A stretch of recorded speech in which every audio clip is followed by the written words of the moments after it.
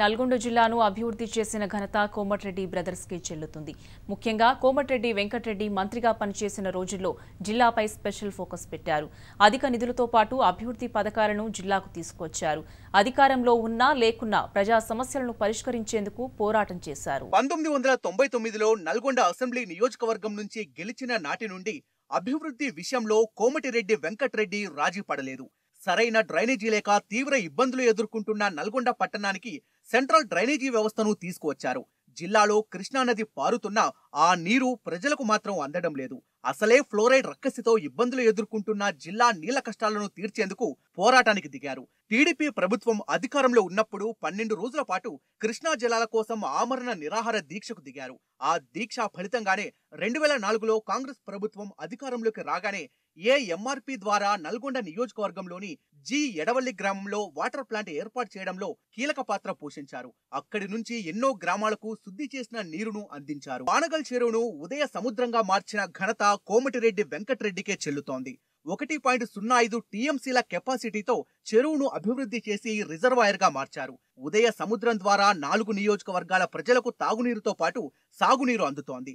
ఉదయ సముద్రం నుండి ఎత్తిపోతల పథకం ద్వారా బ్రాహ్మణ వెల్లంల ప్రాజెక్టుకు రూపకల్పన చేయించి వైఎస్ హయాంలో వాటికి అనుమతులు తెచ్చిన ఘనత కూడా కోమటిరెడ్డి వెంకటరెడ్డిదే. బ్రాహ్మణ వెల్లంల ప్రాజెక్టు పూర్తయితే మునుగోడు, నకరేకల్, నల్గొండ నియోజకవర్గాల్లోని సుమారు 1,00,000 ఎకరాలు సస్యశ్యామలం కానున్నాయి. నల్గొండ పట్టణం మధ్య నుండి రైల్వే లైన్ వెళ్తుండటంతో రైళ్లు వచ్చిన ప్రతిసారి ప్రజలు ట్రాఫిక్ ఇబ్బందులు ఎదుర్కొంటూ ఉండేవారు. దీంతో ప్రజల ట్రాఫిక్ కష్టాలను తీర్చేందుకు రైల్వే ఫ్లైఓవర్ కట్టించారు.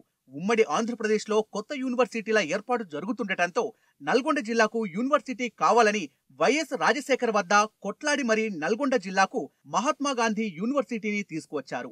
వర్షాకాలం సమయంలో వాగులు పొంగి ప్రజలు రవాణా ఇబ్బందులు ఎదుర్కొంటుండటంతో ప్రధాన వాగులపై కోట్ల రూపాయలతో వంతెనలు ఏర్పాటు చేశారు. బీబీనగర్ లో నిమ్స్ ఏర్పాటులో కోమటిరెడ్డి బ్రదర్స్ కృషి ఎనలేనిది. అప్పటి సీఎం వైఎస్ఆర్ తో కొట్లాడి భువనగిరి ఎంపీగా ఉన్న కోమటిరెడ్డి రాజగోపాల్ రెడ్డితో కలిసి వెంకటరెడ్డి నిమ్స్ తీసుకువచ్చారు.